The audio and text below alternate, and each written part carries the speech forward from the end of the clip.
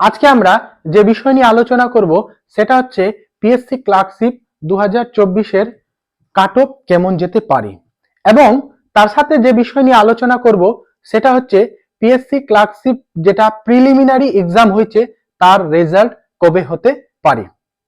চলো আমরা প্রথমে যে বিষয় নিয়ে আলোচনা করব সেটা হচ্ছে আমাদের কাট অফ কেমন যেতে পারে।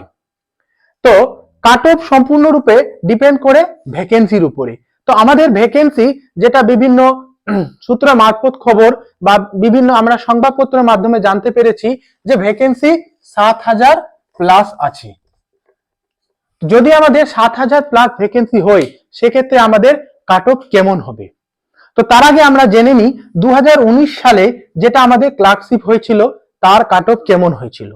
তো আমরা দেখছি যেটা 2019 সালের কাট অফ আছে, ইউআর এর ক্ষেত্রে গেছিল 65, ওবিসি এ এর ক্ষেত্রে গেছিল 43, ওবিসি বি এর ক্ষেত্রে গেছিল 56.33, আর এসসির ক্ষেত্রে 48.67, এসটির ক্ষেত্রে 29.67।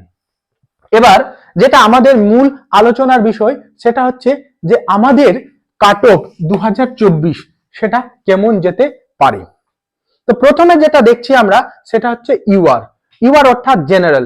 তো জেনারেলে আমাদের কাট অফ যেতে পারে 58 থেকে, যেটা আমরা 58 বা 58 থেকে 62 ঘরে, অর্থাৎ যার যার 58 উপরে আছে তাদের ক্ষেত্রে ইউআর এর ক্ষেত্রে সেফ।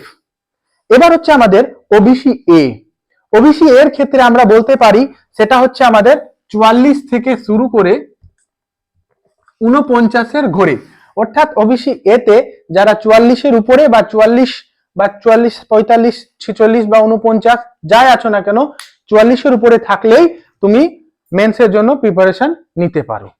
তার সাথে আমার হচ্ছে ওবিসি বি এর যেটা কাট অফ যেতে পারে সেটা হচ্ছে 53 থেকে 57 ঘরে, যেটা 53 থেকে 57 ঘরে।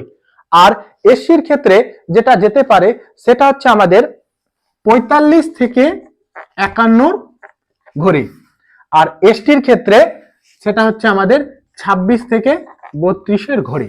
অর্থাৎ এই নাম্বার, অর্থাৎ ইউআর 58 বা তার উপরে, ওবিসি এ 44 বা তার উপরে, ওবিসি বি 53 বা তার উপরে, এসসি 45 বা তার উপরে, এসটি 26 বা তার উপরে যদি কারো নাম্বার থাকছে তাহলে তুমি নিশ্চিত হয়ে যাও যে তুমি প্রিলিমিনারি কোয়ালিফাই করতে পারছো। তার জন্য তোমাকে মেন্সের জন্য প্রিপারেশন নেওয়া শুরু করে দিতে হবে। এবার আমরা যেটা জানবো সেটা হচ্ছে প্রিলিমিনারি রেজাল্ট ডেটটা আমাদের কবে হতে পারে। তো আমরা বিভিন্ন সংবাদ মাধ্যম বিশেষ করে কর্মসংস্থান থেকে যেটা জানতে পেরেছি সেটা হচ্ছে আমাদের পিএসসি ক্লার্কশিপের রেজাল্ট সেটা আমাদের ফেব্রুয়ারি শেষে অথবা মার্চ মাসে, এই 2 মাসের মধ্যেই কিন্তু আমাদের প্রিলিমিনারি রেজাল্ট হওয়ার সম্ভাবনা সব থেকে বেশি রয়েছে।